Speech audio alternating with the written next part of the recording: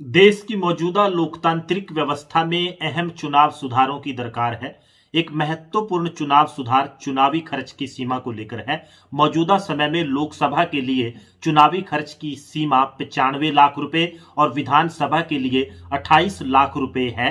पहले ये सीमा लोकसभा के लिए 70 लाख रुपए और विधानसभा के लिए 28 लाख रुपए थी। इसको हाल फिलहाल में बढ़ाया गया है। आप जरा सोचिए, जिस देश में आर्थिक असमानता का आलम यह हो कि 1% आबादी के पास उस देश की कुल आमदन का 22% हिस्सा हो और 10% आबादी के पास उस देश की कुल आमदन का 57% हिस्सा हो और बाकी आधी आबादी उस देश की कुल आमदन के केवल 13% हिस्से से गुजारा करती हो और आधी आबादी की आय 53,610 रुपए हो।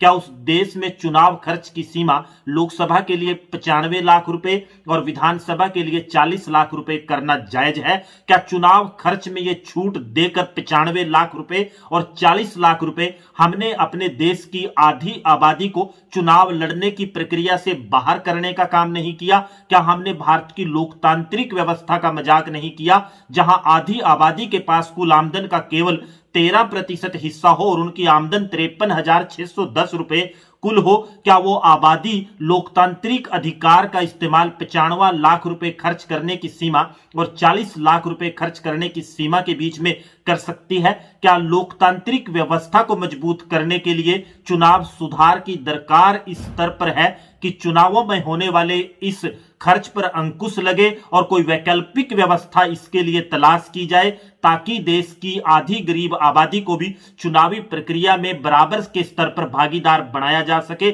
और वो अपने चुनाव लड़ने के अधिकार का इस्तेमाल कर सके? आपकी इसके बारे में क्या राय है?